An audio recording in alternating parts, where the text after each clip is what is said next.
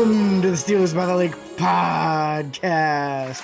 My name is James Strong, joined once again by my co-host Cody Tanner. Cody, how are you on this Victory Friday? Victory Friday, James. I'm excited. I'm happy. I'm ecstatic. Just got done watching the game again a little bit ago. Had to work last night during the game, so that was sad. But I got to watch it all again thanks to the recording ability and rewatchability from Amazon Prime. Not having cable or anything like that. So that was enjoyable for me to go back and kind of look at all that. They also have really cool next-gen stats on the app when you're watching the game, which is really cool and interesting. You can kind of look at the routes and stuff. But anyways, James, how are you doing, my friend? Doing all right. I'm doing all right, man. Good. A lot better than Cole Holcomb. So, Yeah. We'll get into that, though. Some inactives going into this week's game. We had some usual suspects and some changes. Mason Rudolph on the inactive list as the third quarterback. He was in uniform. He was able to play. It just counts on the inactive list. You're allowed to do that this year. Yep. Minkah Fitzpatrick with that hamstring. Dylan Cook, the backup offensive tackle. Armon Watts and Braden Fehoko also. So the only out of the ordinary one, Minkah, and that's just because that hamstring looked pretty significant in the injury last week.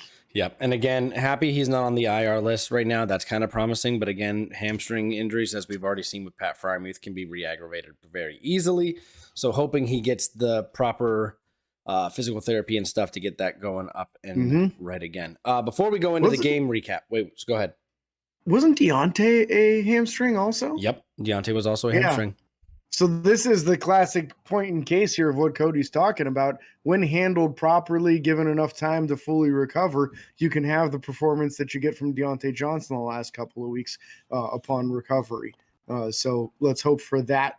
If they rush him back too early, then you might have a setback like they did with Freiermuth. Yeah.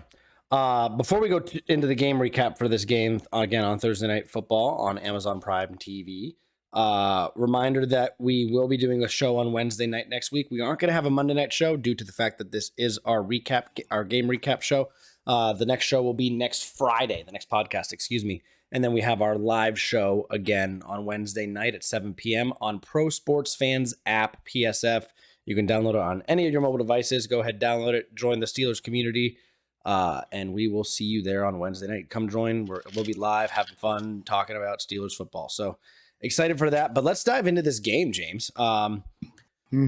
Pittsburgh Titans. Pittsburgh Steelers hosting the Tennessee Titans. Tennessee hasn't won a road game, and thankfully they didn't start today, or last night, I should say. So that's a plus. I thought that the game went better than I assumed it was going to go. I thought it was going to be again one of those games where we got just demolished in the first half and like held to no points. We actually put points up on the board on the first drive, which was impressive. We scored in all four quarters, and there's a lot of things that I think we could credit to that. One being Matt Canada wasn't in the booth for this game. He was actually down on the field. What kind of benefit do we think that has for the players? So it's a lot different. Each team does things differently, but the advantage typically of an offensive coordinator being in the box is that he can see what the defense does at the same time of the play call that he puts out there. So he's got a better idea of what went right, what went wrong on individual plays, because he can see the entire field from upstairs. The drawback to that is that the only line of communication he has other than the other coaches through the headsets that he's wearing is the quarterback. So Kenny Pickett's talking to him after every drive, but you're not getting any communication with anyone else. Now, down on the sideline, any player can come off the field and say, hey, I can block this guy 20 yards downfield. Like, I can drive him into the ground, run behind me when you really need a yard. This receiver can say, hey, this guy can't cover me. Every time I put this move on him, he bites on it. So I can beat him on this play or whatever. They can give this immediate feedback to Matt Canada to help him get calls out there that are going to be more likely to succeed than other calls. They still have to execute, but I think it helps with the play calling because the scenario seems to be that with all the feedback that we're getting from Matt Canada, from the players, even from Mike Tomlin, there's a lot of communication going on since the bye week on what plays that certain players like, specifically on the offensive side of things. the line of communication is very open between Matt Canada and the offensive players right now. And I don't know if it's just because he's that humble and understands that things aren't going well and he really needs to take their input, or if he's scared to lose his job and he's doing it. But either way, I'll take it because the line of communication is open and the results are better because of it. Yep. Yeah, I'll take it. I think it caught me off guard when I was watching the game and I was like, holy crap, like he's on the field. And I got to see him interact with, players and everything. And he gets to go around and talk to, and I mean, Kenny Pickett even was interviewed after the game and spoke about how, it was nice because Matt Canada could go around and talk to all the specific groups and units, like offensive linemen, the skill group positions, tight end room. Like he could talk to those specific people, coaches, everything. Again, getting more interaction with the team. And I think that we might be seeing something here. I think there's a high probability of seeing him down the sideline again for the next game. Absolutely. At least while it's working, while it appears to be working. So, it's fun. I did get to do a little bit of a deep dive into this game since I got to rewatch it. I can talk about some of the interesting stats that I found afterwards. But to start off, James, this was probably the most balanced I've ever seen Pittsburgh play this year, by far. And when I say balanced, we passed the ball 30 times. We ran the ball technically 30 times. Kenny Pickett taking a knee at the end of the game is a 30. It counts as a rush attempt. So he had 30 attempts passing. They had 30 carries. Passing yards were 160. Rushing yards were 166. Talk about that's balanced. That's I'd like to see higher numbers in both categories still, specifically the passing yards, especially. But this was the most rushing yards Pittsburgh's had as a team all year. I'm just drastically impressed with how well they were balanced. And Jaylen Warren showed up and showed off consistently, averaging 8 yards per carry. Crazy. Yeah. Yeah, fantastic game from the rushing unit.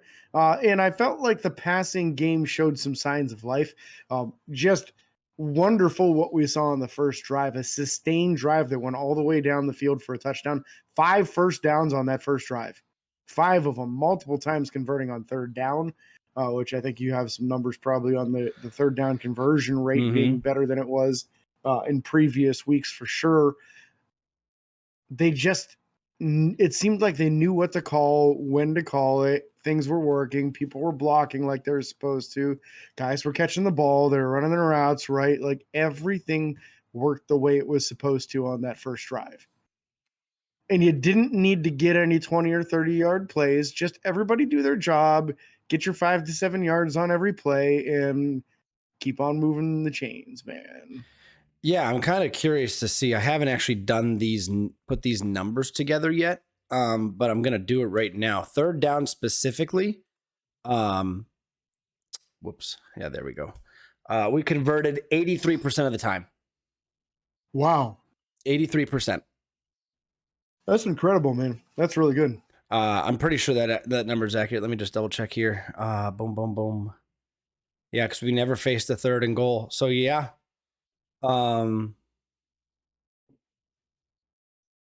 Yeah, that's crazy.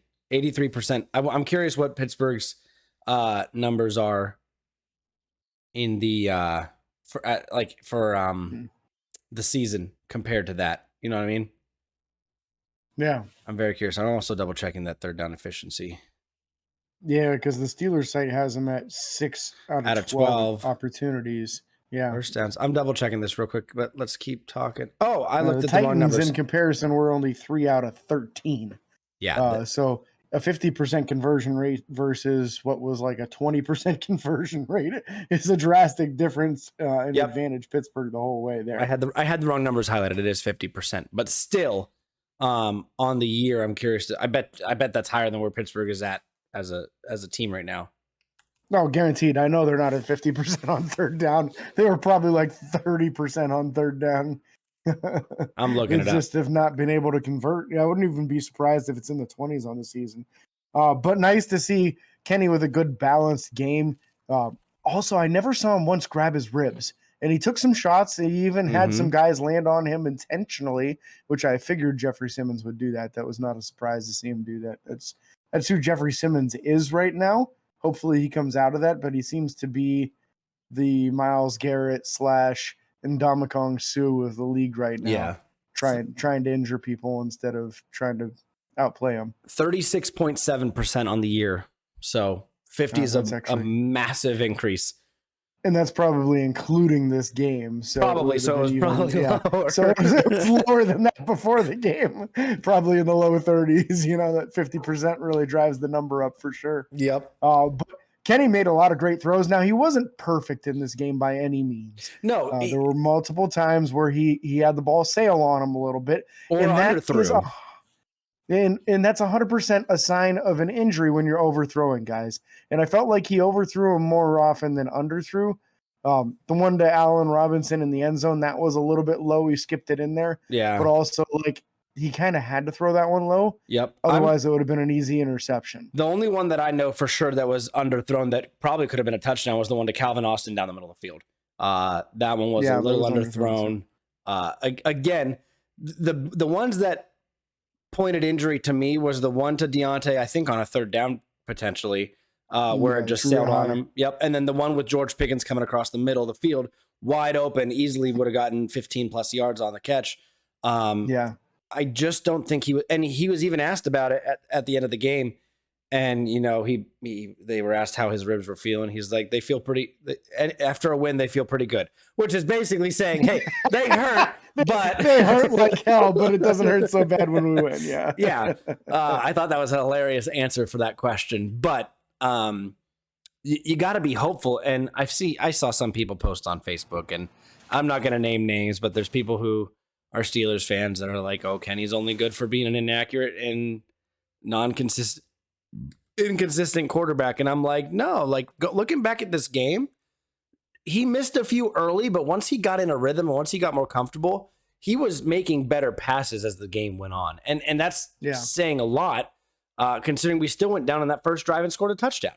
You know, sure, you'd like to see more touchdowns in between the first and last drive of the game because those are when we got the 2 touchdowns. But I got to see, in my opinion, him progress and naturally get better throughout the game. Again, I was keeping track. I think they threw 6 screenplays, probably the most productive they've had out of those screenplays in a long time, which again is where that, you know, he only threw for 160 yards. That's where that comes from, is the fact that they're not throwing the ball downfield. And a part of that could have been, you know, planned due to the injury. We don't want you taking all these shots this game. And so whatever the reason was, it worked. The only thing that I'm going to say about the offense before we kind of break down statistics a little bit more as far as for players and talking about going through the positions like we normally do is on that last drive around the 2-minute warning, and James, me and I both talked about this before the game. I understand why you just want to make them use their timeouts and then see what happens. But I'm tired of watching Pittsburgh be okay with letting their defense defend their victory, like fight for their victory. Go out and earn it on offense for once. Actually, like, you get a first down in that position, that game's over. You don't have to punt the ball back to them. You don't have to give them the ball back. And it was just 3 straight runs. The first one was, I think, a loss of 2 or 3 yards. The second one was maybe a gain of 1 or 2. And then the last one, I think, was pretty much stuffed at the line of scrimmage. I just want to see us do more, or heaven forbid, we just have a big enough lead at the end of the game. We don't have to worry about it. That would be nice. That would be nice. Now, a couple weeks ago against the Rams, they were able to close it out. They were able to actually kneel on the ball at the end of the game. Yep. But I think you're right. I think that's the only time they've done it all season. So definitely something that they need to fine tune. Either get a little bit bigger lead or sustain that final drive, maybe get a little bit more aggressive with the play calling so that you can get that first down and end the game that way. But yeah, I felt like when you're looking at Kenny's numbers from the game, 19 of 31, 160 yards, most importantly, 1 touchdown, no interception, no fumbles. That's where you make your money. That's where you win or lose right now. Yep. It's not an explosive 400-yard offense yet. They're getting closer, man. No, they're getting closer. But in the meanwhile, you can't have a ton of mistakes. As one of your keys was and oftentimes is, win that turnover battle, you got a chance, right? Yep. So that that was huge. Kenny gets 1 touchdown, 0 interceptions. He's up to 6 touchdowns, 4 picks on the year. The balance is getting better in the right direction. And Green Bay is not the most incredible team in the world. So I think he could get that going even further in the right direction this upcoming week. But overall, I like the performance from Kenny, and I think that he'll get better as he heals up with these ribs too. Yeah. And you talk about those third downs. That conversion rate was huge. And again, it was exciting for me to see Pittsburgh. And this is a stat I told you about at the beginning of the game. On 3rd and long, 7+ yards, we threw the ball 3 times, ran it once. The one run was that last drive of the game where we had to punt it back to them. But seeing the fact that we were in that situation 4 times, threw it on 3 of them, is showing me that we're going out there, we're trying to get the first down. We're not doing that, hey, let's just try to fight for field position, or let's just get it get a little bit closer for a field goal. We were trying. We didn't hit on any of them, which was unfortunate. They were all 3 incomplete passes. But the fact that we're trying is improvement in my eyes. So that was exciting. And in all honesty, I think what's going to fire up Matt Canada and that offense even more, specifically for Matt Canada with play calling, is he's going to see his players' frustration now. He's going to experience it in person, and he's going to be like, man, like, they're hyped. Like, let's use this energy. On the side, like up in the booth, you can't experience that atmosphere the same. So I'm hopeful that that will have an impact on the play calling moving forward. But let's not go too far into that stuff. Let's talk about this. We did talk about Kenny Pickett. Had himself a great game. Again, 19 of 30 for 160 yards, 1 touchdown. Like you said, no interceptions. That's great. That's great. Take care of the ball. That's how you win games. We already talked about his ribs and everything. I feel like he's still improving.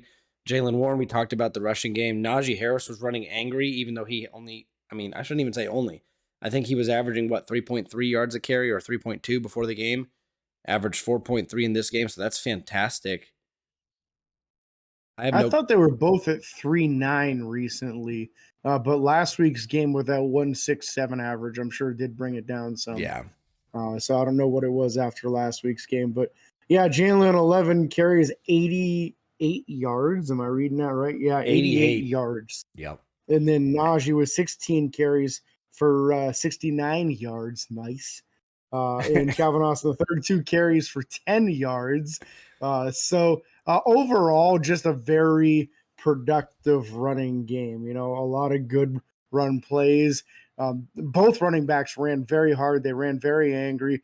Jaylen Warren refused to give up on plays, man. And just he's working himself into more and more playing time by playing this way. Yep. And Najee's playing well too.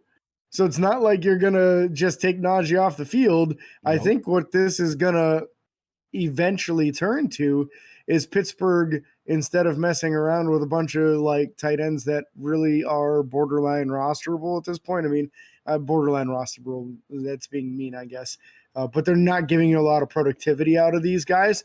Maybe you just need to go 3 wide receivers and 2 running backs and not even have a tight end on the field. I don't know. Darnell Washington was targeted once in this game, caught the ball, and got a first down. If you were watching our live tweets of the game, you got to see that. What do you say, James, all the time? Give Darnell the ball and he'll get you a first down. Yes, and it's automatic. He'll run some people over, and if you need 7, he'll get you 8. Like, get it to him. He knows where the first down is. He's gonna fall for 5 yards. Like, yes, he's a big dude. He's 6'7" with like a 36-inch wingspan, or 36-inch long arms. Like that's like 10 feet just reaching the ball out. It's like Michael Jordan from Space Jam, remember?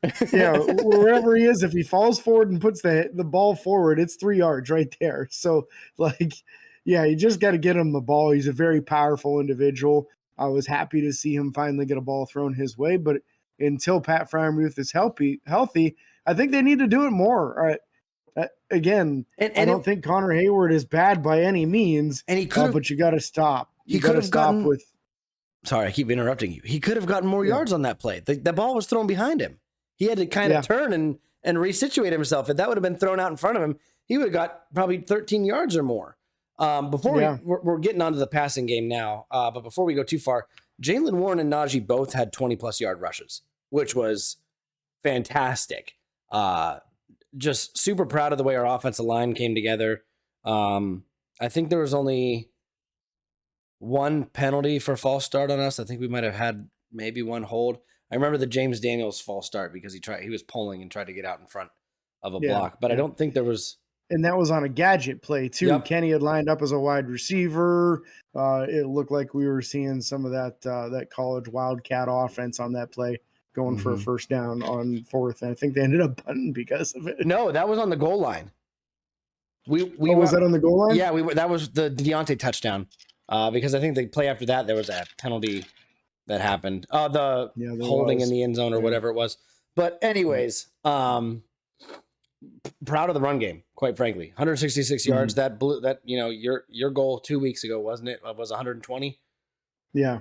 2 games ago, not 2 weeks. That would have been the bye week. But Deontay Johnson in this game, the only receiver or the only person who caught a ball and put up more than 30 yards, which is just crazy to me.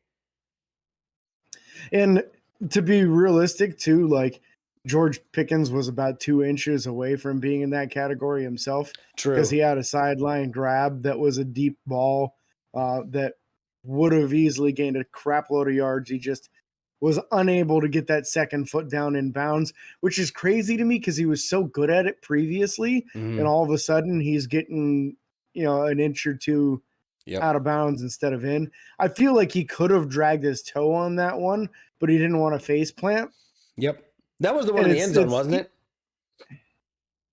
I think it was in the end zone. Yeah. Yeah. And it's easy for me to say, but like in that situation, you just got to drag the toe and accept the fact that you're going to go face first into the ground, but get the touchdown. Yep. Yeah, just how it's going to go. So 7 catches for him for 90 yards, a 12.9 average, and the 1 touchdown. This is his first touchdown since what, 2021? 2021. Yeah, it was 670 days or something. Wild. He was happy. That's all that matters. I hope this is the right.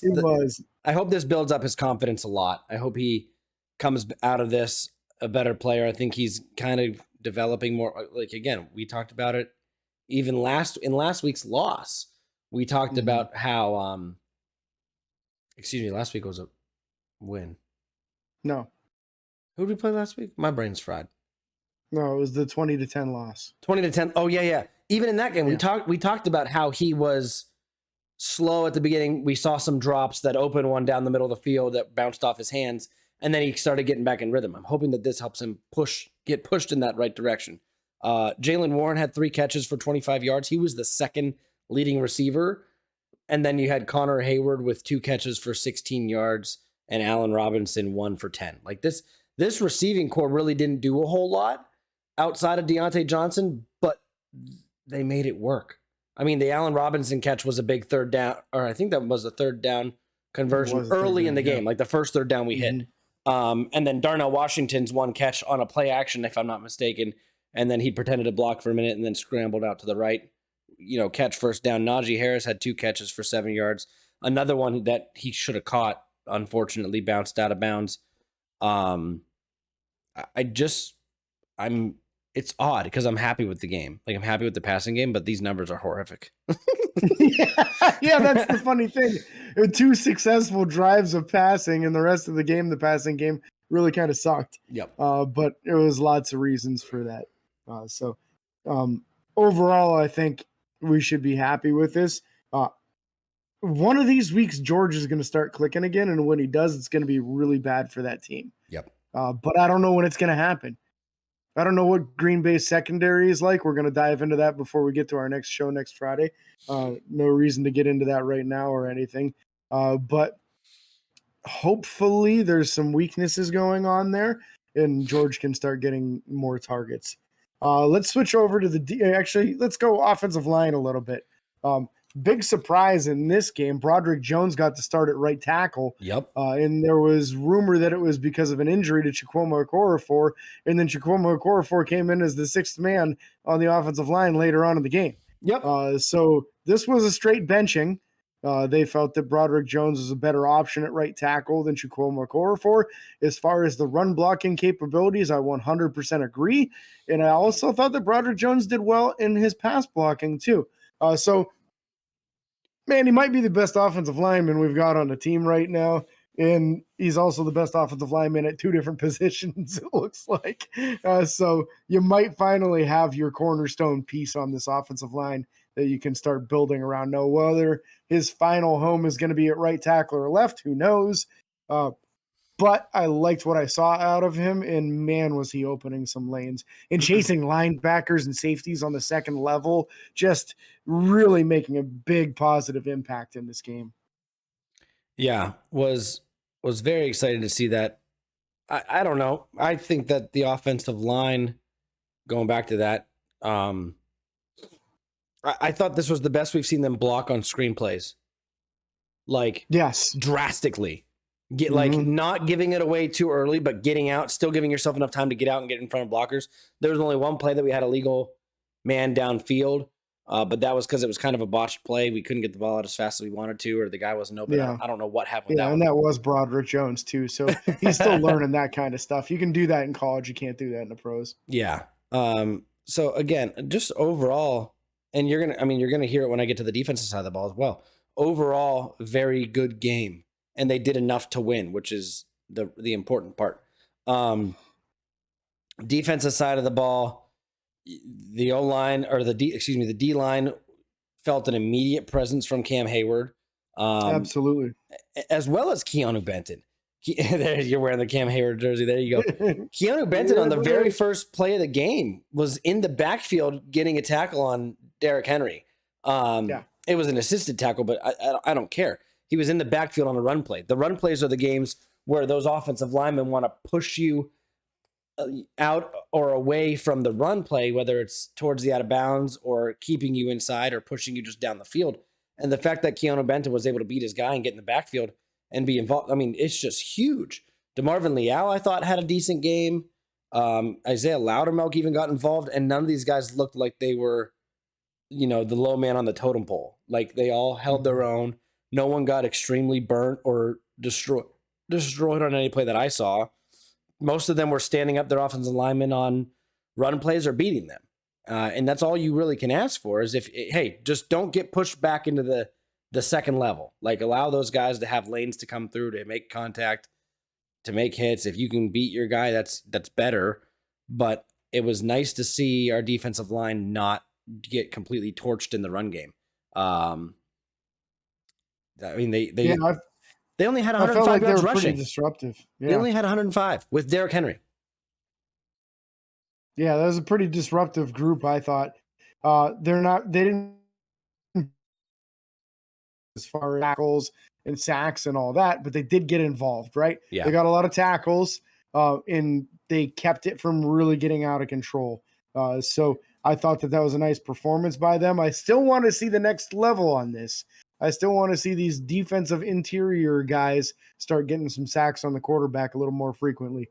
I look to see the Steelers expand on that with Cam Hayward back in the fold. He wasn't able to go as many plays as he would normally go. So you'll see that in the future, I do believe. Now, the outside linebacker crew here, Cody, man, they put in a nice performance. I understand this is the fourth time this season Alex Highsmith has had 7 or more pressures on the quarterback in a single game already this year, and that is tied for first in the NFL with only the Dallas Cowboys pass rusher. Parsons? Yeah, Micah Parsons. He's the only other one with that many in one individual game, that many times occurring throughout the season. Dang. Right? We'll take that. Alex Highsmith having 2 sacks this game. TJ Watt having 1 with his helmet ripped off. Almost identical to a play that his brother JJ had as well, which was really cool to see. I got to see a side-by-side of the two where they both had illegal hands to the face, helmet ripped off, and then they both still got the sack. I don't know if you had seen that yet or not, but that was really cool. I'll find that and send it to you. Maybe post it to our social media afterwards if I can find an accurate link. But very cool to see that. And then also Marcus Golden getting involved, the veteran. Yeah. Getting a sack. So that was huge. And I'm happy they talked about it because when I was watching the game, I was like, they're going to talk about TJ. They're going to talk about all the stuff that he done. But Alex Highsmith had a phenomenal year last year without him, is still having a fairly decent year this year. And they mentioned, this is arguably the best pass rushing duo in the NFL if it isn't already. I mean, Highsmith has 4.5 sacks on the year. I believe that TJ Watt's at 9 now, or is he at 10? He's at 9.5. Yeah, 9.5. Yeah. So just a phenomenal showing from our two starting outside linebackers. And the fact that you have someone like Marcus Golden, we've also seen Nick Herbig get one on the year now. I mean, you got guys that can come in and play a role. Very exciting to see. And I hope that we see more moving forward, especially, I mean, TJ Watt, I laughed. I was going to tell you this from before the show and I forgot. Do we actually think that rookie right tackle got hurt, or was he just tired of going up against TJ? I mean, you can't blame him if that's the case. Because what a brutal matchup to be having to go up against TJ Watt, you know. So great start to the season with these guys. Really needed it. You know, that's one of the keys that I called for. Needed to see a dominant defensive line group getting after the quarterback in this game, and they did so. They supplied a ton of pressure. Outside linebackers specifically getting home and getting those plays. Marcus Golden going to mess around and get himself a starting job somewhere outside of Pittsburgh next year, man. He's on 3. three sacks already as a backup. That's not even playing a ton of snaps, really. So impressive work from Marcus Golden there.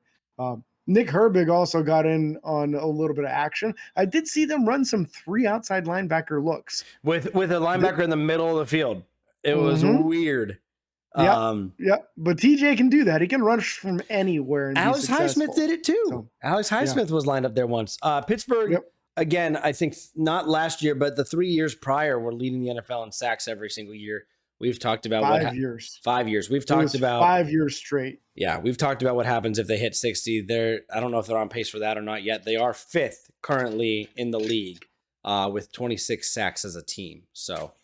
And all the teams in front of them are potential playoff contenders with big defenses. And ironically enough, they're all AFC. So that's a little concerning, but it's good to see that Pittsburgh's still competing for that title as sack champ. Let's go to middle linebacker. Yeah, unfortunately. Yeah. Cole Holcomb unfortunately suffered what appears to be a significant injury to his knee or lower leg. If you saw it, he got friendly fire from another Pittsburgh Steeler, unfortunately, while trying to make a tackle, and looked to be in a lot of pain. And the people that were nearby that saw it were like grossed out. Yeah. So that's not good. We don't have any official word on what this is yet, but I do fear for his long term on this. I fear that this is quite likely a season-ending injury. Yeah. Best case scenario is that it was like a compound fracture and then maybe he can come back. But I don't think that's what it is. I think that we might have had like a knee get a really substantial injury to it. Yeah, I believe it was a complete patella dislocation. I suffered that as well in my high school career. It was a lot worse than mine. The way that his body rolled, and James, I know you don't want to go back and watch it, but I did a couple times just because will not. Yeah, that stuff intrigues me a little bit as a sports medicine schooling background. But it looked like he had a dislocation, and then on top of that, the benefit that I saw was his leg was angled improperly and dislocated from it looked like that knee joint. And then when he leaned up just a little bit and it popped right back.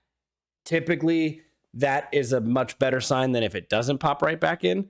I still don't expect him to be back this year. If I'm being honest, there's no way he didn't tear ligaments, ACL, MCL. Something. At the minimum, meniscus is torn. At the very minimum. Yeah. And so it's going to be a long road of recovery. But again, Cole Holcomb being the starting middle linebacker, it's very unfortunate to see him come out. But I was happy for the most part with what we saw from the backups. With Quan Alexander coming in, you also got to see a large portion of Landon Roberts. Mark Robinson got involved in this game.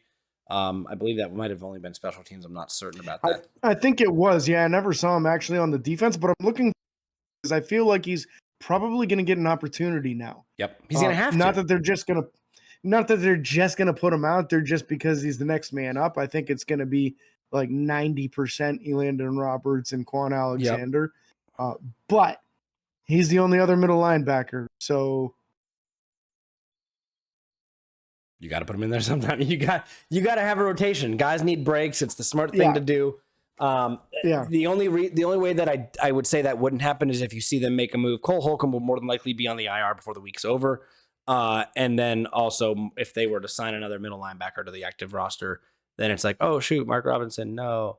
But I hope we get a chance to see him. I mean, he got a sack in preseason. He was doing fairly well. I believe that was in preseason. I might be overthinking that or thinking that incorrectly. But I'm excited to see him potentially get some more playing time, unfortunately, due to Cole Holcomb's injury. But we will see what they announce moving forward. There may be an update on that today, in all honesty. We just haven't gotten to that yet as far as 4:19 in the afternoon. Secondary. Elandon Roberts, real quick, I felt like Elandon was taking it very personal and really attacking Derrick Henry. Mm-hmm. And I like that. If you play with that kind of edge and take it personal that someone else is trying to run the ball against you, you got a chance. And Quan really was moving all over the place in this game. And when the game on the line, he's the one that came up with that game-saving interception at the end of the game. So that's great because that's the thing that we've been asking for is will these middle linebackers start stepping up and making plays against the pass? We're seeing them make some tackles against the run, but we want to see some forced fumbles. We want to see some tackles for loss. We want to see some interceptions and tip passes. That was a game-clinching interception. So awesome job by Quan. I'm excited that he's going to be our starting middle linebacker the rest of the way. Yeah. I almost went to secondary without talking about that because I don't know. I forgot about it for some reason. Secondary guys, specifically the cornerback room. Levi Wallace had some gameplay early. I didn't think he played poorly, but I also was just, I think, did he have a pass interference call early? If I'm not mistaken, like the first drive. That? Levi Wallace. I feel like Levi didn't play a lot early in the game. I saw him early in the game. He started playing a lot more later. Oh, no, you're right. I think I saw him in the second half. Yeah, he played a ton in the second half and actually made some nice plays in the second half. He got a couple pass breakups, almost had an interception. Yeah. Honestly, I felt like this might have been Levi's best game this season as a Pittsburgh Steeler. Last season, he had some nice games, scattered in throughout the season. But just this year, he's been victim quite often. He was able to kind of play to his strength and just kind of pin guys to the sideline and then go make a play on the ball. Yeah. So step in the right direction for Levi, I thought. Mm-hmm. Patrick Peterson had himself a decent game. He had a really nice breakup when he was man-to-man against, I believe it was DeAndre Hopkins early in the game. Nice pass breakup that might have led to a punt, if I'm not mistaken. I can't remember exactly. It did. Yep. Yeah, that was on third down. And real quick on that, before the snap on that, Joey Porter Jr. was matched up against him, and Peterson pushed him out. He said, no, cover the guy on the outside. He must have known there was a tendency for an out pattern to happen on that down and distance because he basically ran the route for him and then knocked it down. Yeah. So I think there's a little bit of veteran IQ, veteran savvy going on there to help him make that play. And we'll take that all day. Yes, we will. Twice on Thursdays, apparently.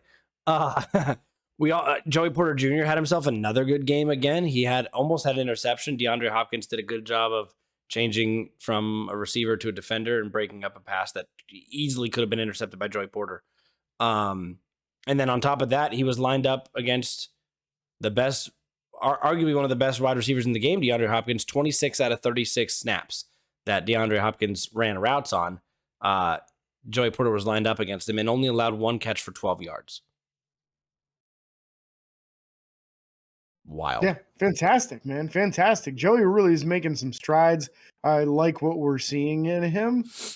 And he's really stepping up to the plate. Like you said, he actually went to the coaching staff and said, let me follow DeAndre Hopkins. Yep. That's incredible, man. Yeah, I'm in. I love to see it. And then they finally got some playing time for Darius Rush, the new cornerback that we just acquired a couple of weeks ago. I felt like he kind of looked lost in zone coverage a couple of times where guys are just running right by him. And he's like, nope, I've got to stand right where I am right now. And I don't miss plays. Yeah. And then when he transitioned to safety later on in the game, when they were in dime, yep. Basically he was like the midfielder He actually broke on a ball and dang near picked it off right before Quan called game. So I liked what I saw, and maybe his instincts are a little bit better as a safety. Maybe he's just one of those dudes that's really good as a press man corner, but not good in zone. We're going to find out. We're going to find out. So,